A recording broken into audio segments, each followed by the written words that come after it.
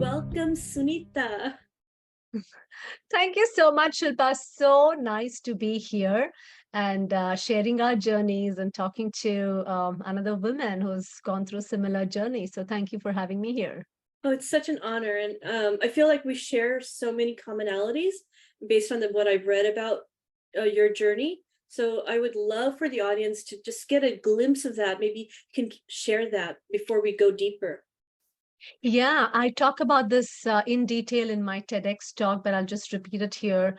Um, I came from a trauma background, and it was a medical error that happened, and I was told that my nerves were damaged, and I had numb, like literally my arm was numb, and there was no feelings and sensations.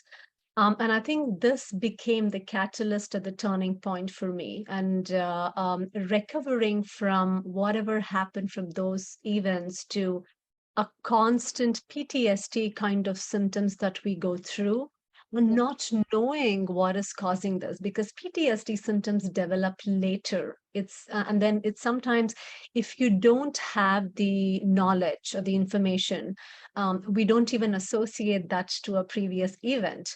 Or it could be some kind of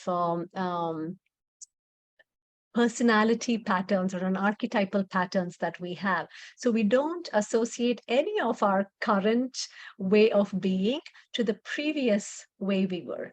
And I think trauma, this incident kind of lit that energy, that whole movement within me to kind of go deeper within myself. It just became a catalyst, a doorway for me. And from then on, it's been about close to 15 years now on this journey, myself and also with other women, helping them. Quite a journey that I can say. And I now help other high functioning women, mostly from the professional background, and help them to end their inner struggles of stress, anxiety, burnout, overwhelm, and any fears that they're having, so that they can have higher professional impact, but with deeper personal fulfillment. And what's wonderful about that in this time and age is I feel like often we've just buried that stress. Like I'm high performer. I've worked so hard to get here. I must keep striving. Yeah, I must keep striving. And I think that exact mentality is what is not going to help post 40. Because we were known for working really hard. We were known for being the go-getters and chasing and getting things done kind of a mentality. Perfectionism or people pleasing, all of these archetypal patterns. And they really helped us to reach a career that we had.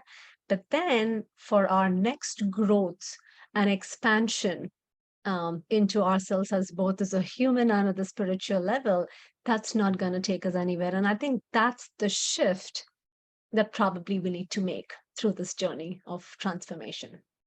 And just when you said the awakening or awareness, whatever terminology you're using, it feels like that is the whole purpose of life. And sometimes we get lost thinking in the identity of that thing we've become in the corporate world. Yeah. See, because I think what happens is unconsciously, those are the moments for us. So let's say when we were growing up and at 20 or so, or even younger, we were appreciated a lot, loved a lot, recognized a lot by achievements. And at 20, we did the same thing in our workplace, and then we were rewarded, we were recognized. And those moments of recognition for us brought us back to ourselves, brought us back to our inner truth, because now we could relax a little bit, have that relief, and then start seeing an experience. And I think somewhere we associate that part of being within us that is close to ourselves, intimate with ourselves, and intimate with the present moment, to the consequence of achieving. And that knot needs to be untied. And then we can realize that without any of the external stimulants, we can still feel intimate both to ourselves and to the world. And that is part of the awakening journey, And that's all it is, awakening to that truth within, awakening to the reality. And there are like so many layers of awakening that probably keeps happening. It's never going to stop because it's expansion. The reality, the source is expanding, so are we. So yeah, that's probably what it is. The whole awakening is It, what it is.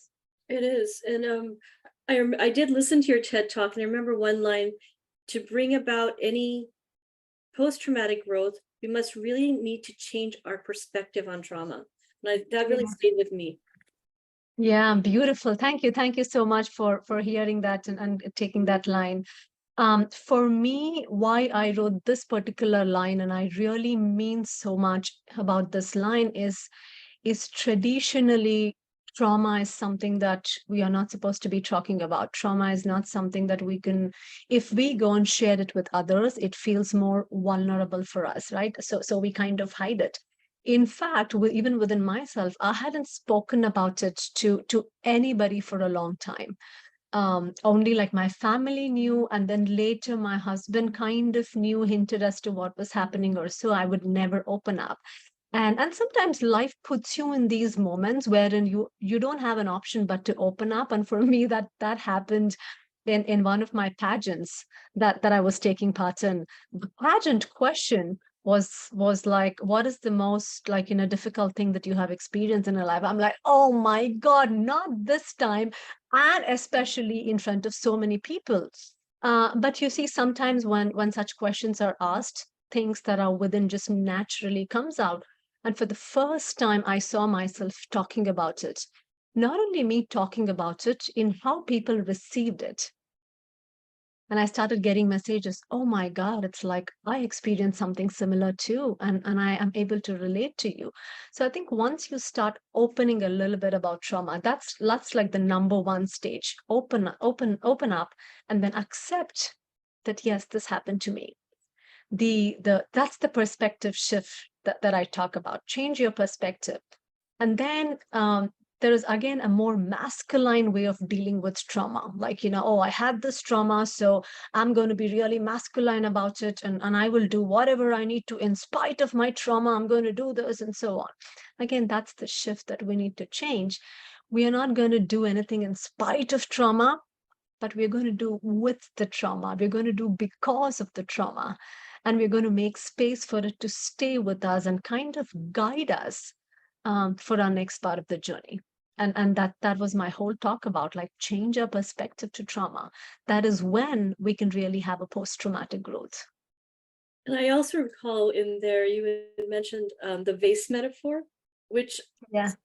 it was brilliant because I had a friend whose house had burned down to the ashes, and Yeah. instead of becoming the victim emotionally, she Yeah. took me to her home, and we gathered different pieces of things that had fallen, and Yeah. she made a beautiful vase out of those. So beautiful. So beautiful. Yeah, yeah.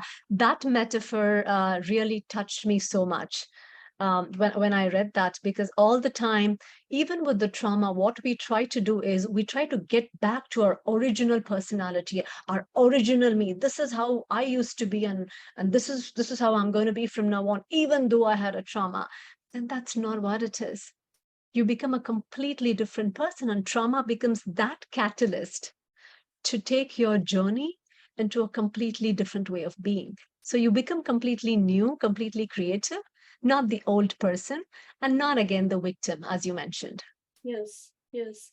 And how does this now fold into the journey of a woman who may perhaps even be Indian or from a culture where trauma is not talked about? Yeah, yeah, I know the Indian culture again.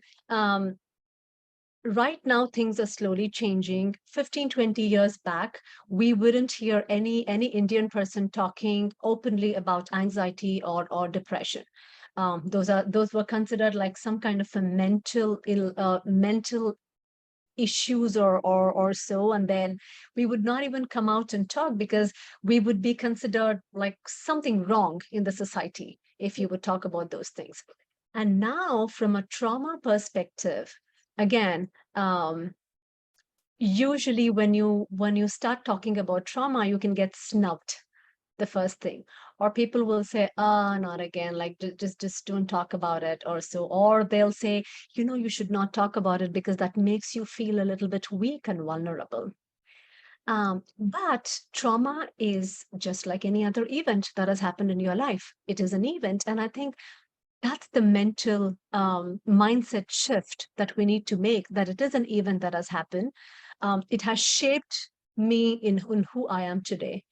And talk about it so somebody else going through similar issue will have the courage and the resilience to take their life in a different way and not be stuck saying, oh, I'm traumatized or I'm a victim and I can't do anything in my life.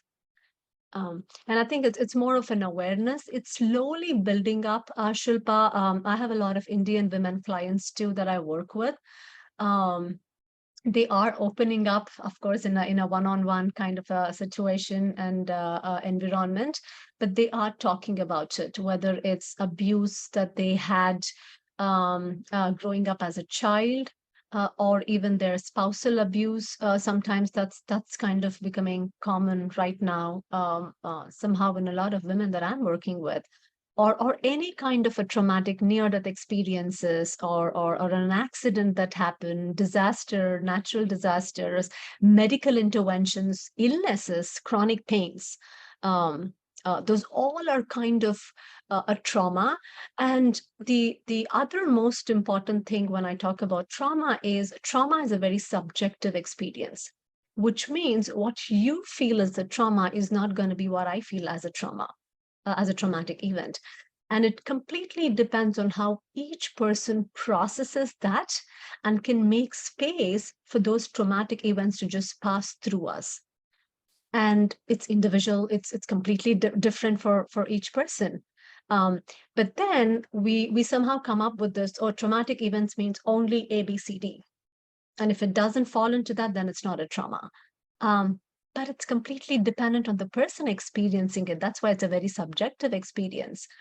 So I think that again, that's a mindset that needs to shift. Um, Yeah, and I was recently talking to a trauma specialist, and she explained to me something that I was like, this light bulb went off in my head, because even though I have gone through my set of things, I dismissed anything. I would be like, I have no trauma. yes. I Yeah. mean, and it might be because that masculine side where I'm always wanting to be tough. But she explained, she said there's this big T and small T's, there's a series of traumas, and they're Yes. how we perceive them perhaps, but sometimes the awareness that that is a trauma, and either unconsciously or consciously it may be affecting me. Oh, yeah. The unconscious trauma. Oh, I would love to explore more on the unconscious trauma, because sometimes trauma is visible. Like, okay, I can talk about the trauma that I had and an experience, or you can talk about it. That's more like a visible trauma. The unconscious trauma literally leads our life today. And these are not big events, like as you mentioned, those are not the big T trauma. This is the small T trauma. How what events happened when we were growing up? What are the belief structures that we developed as a coping mechanism? And in the lot of high performers and high achievers, we have this identity that, like, there is you're hardworking, or you're a perfectionist, or you're a people pleasing, how to get things done. And so they are stuck there for whatever reason.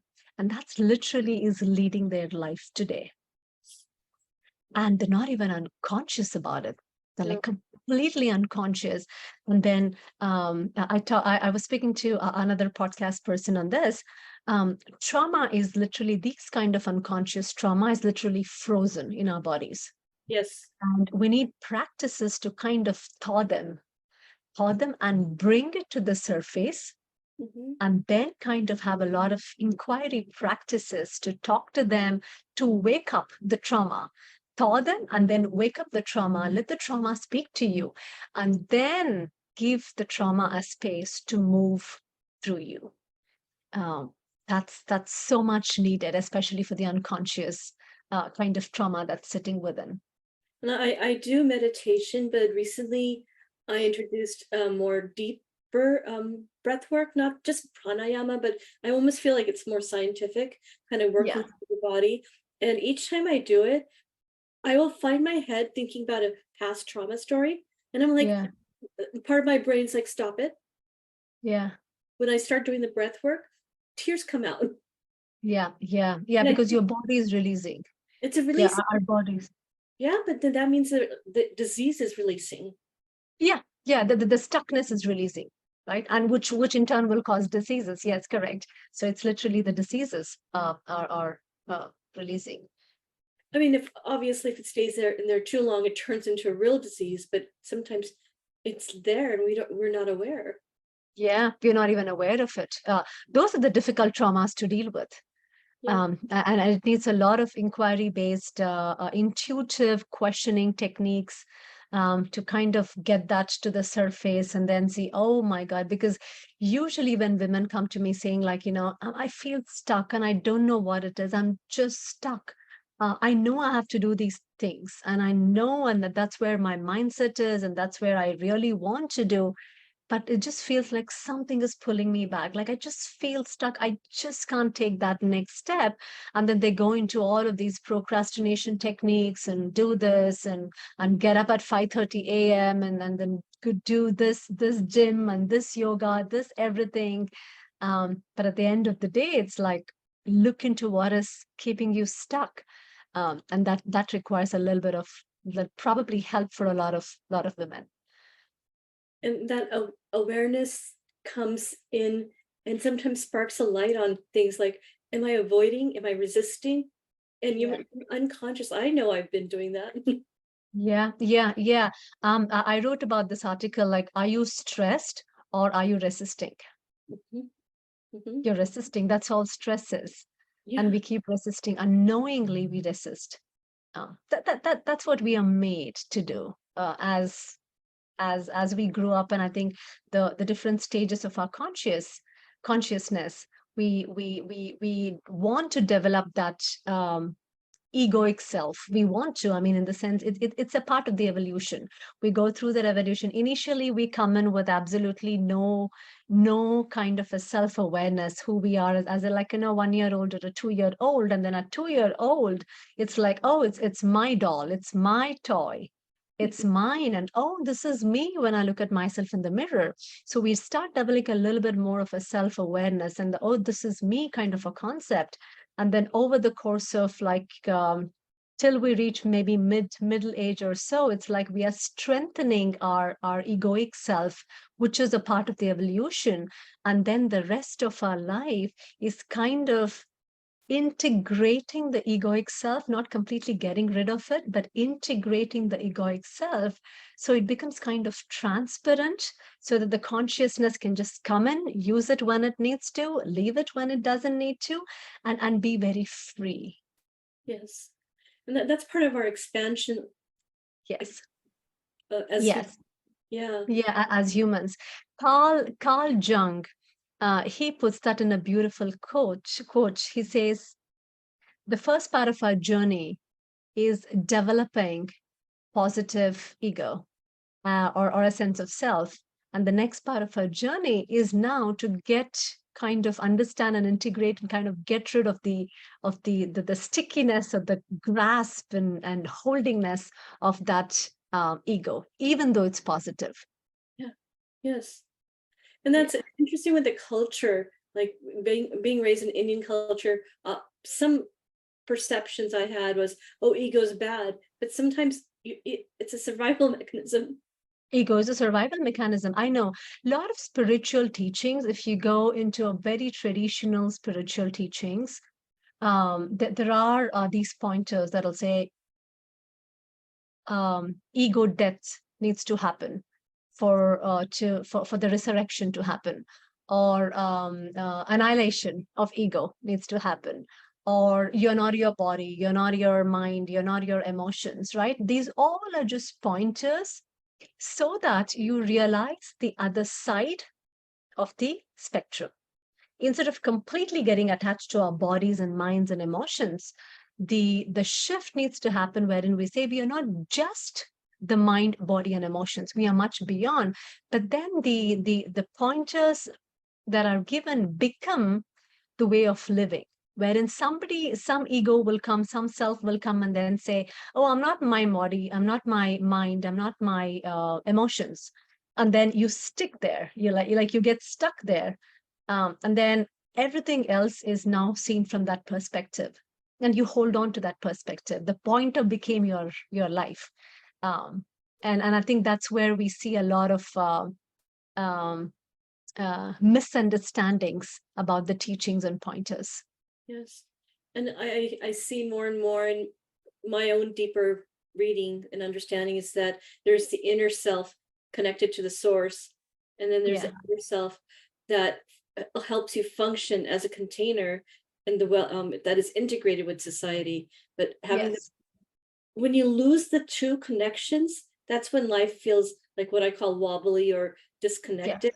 And Yeah. it can be very painful because Yes. you're not connected to the source.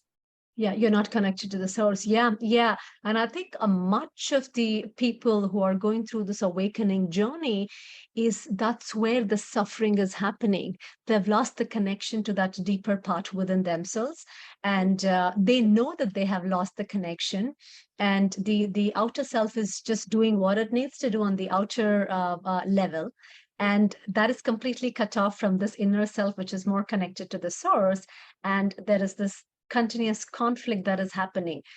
This is what I think I need to be doing, but you know what? This is what I want to do.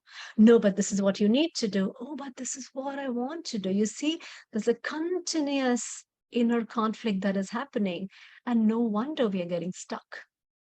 And I imagine you've seen women in the space, especially Indian women, given that there's other cultural expectations often that come into play, that your life, and to make it simplistic, is full of to-do lists on the exterior. And you forget that just going to a yoga class isn't enough because maybe I'm not connecting to the inside. I know. Yeah, yoga classes just become this. It's like more like a lose your pounds kind of a class, right? Yeah. Than connecting to that inner self and our inner source. And I think that's what it has become, which is kind of sad that the yoga is the merger. Yoga means the merger, the unity, the non-duality. Yeah. And yoga helps to connect to that non-dual place through our bodies. But the way yoga is taught, that deeper connection is not being awakened in every class. But there are very few teachers who do that. One of my teacher, she came from Iyengar yoga background. She did that, and at that point of time, I wasn't understanding like what she was going through, what she said she was doing. But I would just follow her instructions, and every time she would say, go within and then feel within. And at that point of time, I did not know how to go within and feel within. But I think over the course of years, now I'm kind of like, oh my God, this is what she meant. And I think more and more you do that and you hear that everywhere from everybody around, then something within you lights up and it's like, oh my God, this is me. Where was I? Oh, I was always this. How did I forget that? And you just spoke to what I felt when I fell in love with yoga at very young age. But I remember going to yoga classes when I was going through some tough time in graduate school, and I started going again. And one of the teachers said, "Breathe into it." I'm like, "Breathe into what?" Breathe into what?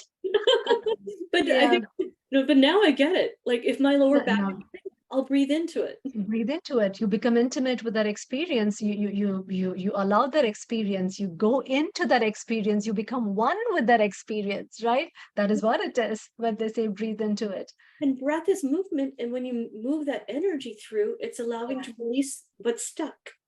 Yeah, yeah. And breath, especially, is a very good source for Kundalini energy practices. Mhm. It And I think Kundalini is also one important part of this whole awakening journey, the energetic part, because that helps us to stabilize Mhm. whatever insights we have had. And breath work naturally gives the space for that Kundalini energy to slowly kind of crawl up Mhm, and down. mhm. And then we feel that when we do extremely deeper breathing, and especially when we go into the stage of breathing in such a way, I don't know if I can talk about it, but when your breathing can stop also, Yes, right? Your breathing can stop for some time, and you can literally feel the energy kind of taking over, yes. It's called more the than the breath, breathless right? state. Yes, Breathless state, yeah. So I think through the breathing, once you start reaching the breathless, then the Kundalini slowly starts raising, and Kundalini does a lot of work, the healing work by itself. mhm, um, some of the things, because when we go down to the deeper level of awakening, much of it is pre-emotional and even pre-cognitive. It's more at the body level. And I think Kundalini is something, and we usually don't talk about this yeah, externally. We don't talk about it this or with easily among people. So I think it's good to raise. It's good that we both are speaking about it, at yes. least in our culture, and then take it and then say that it's not something to be feared about. Mhm. It's a very natural energy that is there within us, and it's a very natural movement. Absolutely. And I think there's a growing awareness, perhaps even I feel like because I live in California where there's a lot of yoga out here, Yes. Yeah. it's a very common thing where I'll walk into a class and people will be practicing these states. However, yeah, like you said, it's not something yet that's so common, especially Yeah. I feel like coming from the corporate world. Coming from the corporate world, yeah, it is slowly changing, Shilpa. And I think more somehow the movement is mostly starting from women more than men. That's what I observe. More and more women are experiencing this. They're not able to articulate and put it into words as to what is happening, but then they are feeling energetically connected. They are feeling like, that the symptoms like anxiety and depression, they are going through that.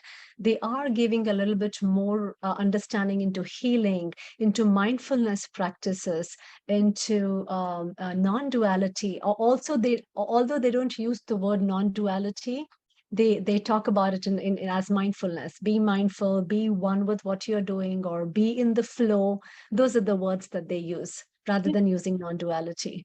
yes. Of course, you're speaking my language. So I'm really Oh enjoying. yeah, the mindfulness teacher, yes.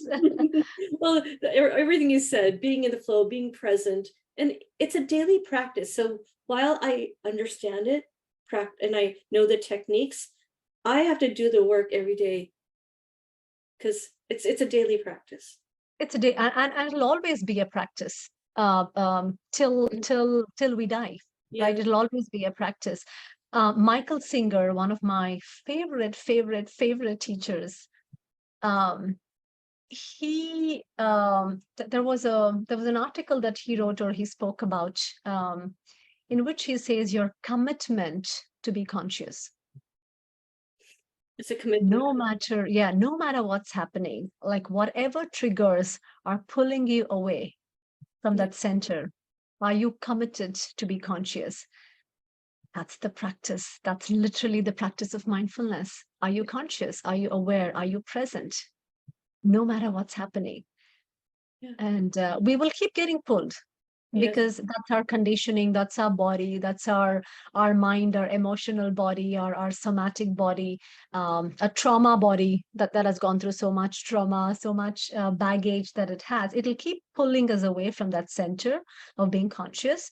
But I think our work is, oh, in this moment, was I conscious or was I lost? Oh, can I? Because once you're able to achieve that state of being conscious, the rest everything flows. Because right now what's happening, Shilpa, is people are more focusing on what they need to do to their mind to change their belief structures, what they need to do to their heart to manage and cope up with their emotional intelligence, right? Instead, focus a little bit more onto the source where this is all coming from. because mind, emotions, and body sensations are just instruments of your state of being. That's all they are. If I tell you to go get a memory of how you were as a child, your mind will produce such thoughts and images. Your emotions will produce those kind of emotions, and sometimes your body sensations will give you those kind of body sensations. That's all they are. And if you change your state of being into a more feminine way, more receptive, more present, more conscious, we don't have to do much work on the mind or the emotions of the body, right? And I think of the physiology, just the mind and the heart are more of the transmitters. Yeah. And Yeah. they pick up on the feelings, and the feelings then turn into what, like we're talking about, it turns into some form of energy. We're vibrational beings. So one of the things I love that you bring into this conversation is that you bring the Eastern philosophy of the inner source in our inner kundalini and our energy. But there's also the awareness, and I did a whole series on this that we'll talk about later, on this Beautiful. somatic body. So Yes. making the connection between the Eastern and Western is wonderful. Yeah. And I think I learned it the hard way. When I started my journey, it was completely into a spiritual and kundalini and energetic at that level. So I worked with a Buddhist teacher, I worked with a Zen teacher and an Advaita teacher. And Advaita, it's all like, it's everything is one, that there is no duality. But then there was like, oh, I am there certain times because that's how I interact with the world. And so somehow these teachings were good, were amazing, and I we can have a lot of insights and aha realizations using those teachings.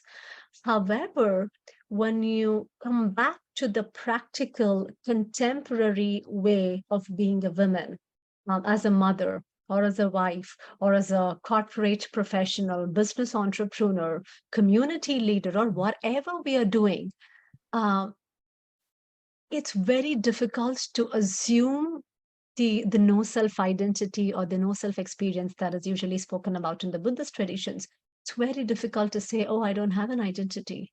But then um, trauma healing and somatic healing, what it does is keeps the space open within our body, within our gut, within our heart, within our mind, keeps it open. So now the consciousness on the spiritual side, or the energy on the spiritual side, is now able to fluidly move across our gut, heart, and mind to express that wisdom using the instruments of mind, body, and gut in a way that is more closer to the society, community, family, workplace, wherever we are. And I think that integration is where it's the embodying awakening. Awakening is realization of who you are at the deepest level, at the level of your consciousness. But then how do you embody that in our day-to-day living? That's where a lot of trauma healing needs to happen, conditional healing, somatic healing needs to happen. And when you merge that, when that integration happens, our ego is no longer a problem. Ego is a helper. Personal will is now integrated with the big will, or the God will, or whatever we say that is, which means now this will is used to do certain things that's coming from a different place. And intuitively we understand, because whatever we wanted to do from our personal will doesn't happen, and something else kind of takes over and then kind of nudges us, and when we follow that path it becomes very effortless. And that's the integration. And that is very less spoken of. Either you're completely on the spiritual side or whether you're completely on the healing side, and both have their own dark side. You can be on this healing, continuously healing one after the other, healing, and not realize your truth, or you can realize your truth, but there is no way to embody that in your day-to-day living. And for me, the most important part was, how do I integrate this? because this is exactly what I want to spread to women, and this is what is needed in living our life, as spiritual beings, in having this beautiful, wonderful human experience, with all its emotions, the good emotions and the bad emotions, um, kindness, and at the same time feeling envy and jealousy, hate, at the same time feeling love, right? That's the embodiment. And that's just essentially wraps the essence of awareness. Like when you and I started the conversation, you so beautifully articulated that. Thank you. Thank you so much. Yeah, wonderful, wonderful talking through such deep levels, such deep layers, at the mental, at the emotional, at our gut level, at the energy level, and at the level of consciousness. So all the 5 levels. It's the essence of awareness is absolutely. What words of wisdom do you have, or any insights can you provide for, perhaps there's a woman, Indian woman listening to this, and she's just now leaning into this understanding. There's something that I can open up to with my trauma. Yeah, yeah, yeah. Yeah, trauma, use your trauma as a catalyst, or use any kind of a suffering or an inner struggle that you're going through as a catalyst. Because sometimes, although it feels really horrible and bad to go through it, there is actually a hidden power, a hidden strength that will be revealed to you, when you kind of accept that, embrace the trauma within you, and kind of heal the trauma within you and take it with you.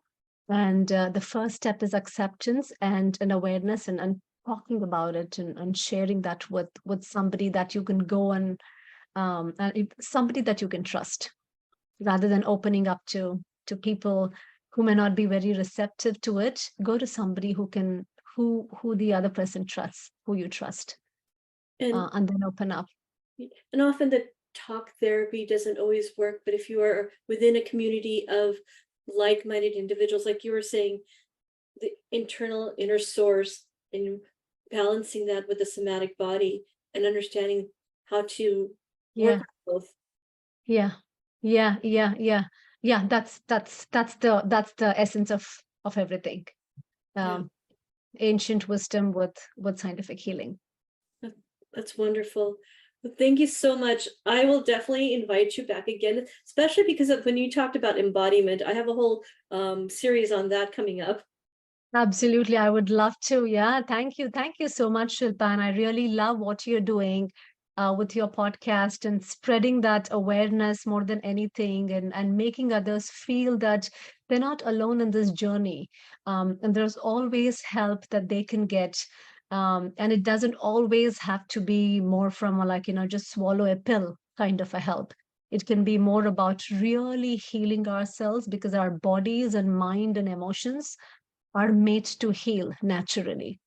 And once you have access to that, you can continue a journey with less suffering. Well, I recommend anyone listening to this podcast, please check out Sunita's um, key information. That'll be in the show notes. She's got wealth of information. I see that you also have a book, ebook, so I'll definitely include the link to your ebook. Yeah, thank you so much, Shilpa. Everything is on my website also, www.sunitasandeep.com. If somebody feels connected to work with me, that's the place to reach me. Wonderful, Sunita. I'll have you back again soon. Have a great day. You too. Thank you so much, Shilpa, for having me here. A pleasure. Thank you.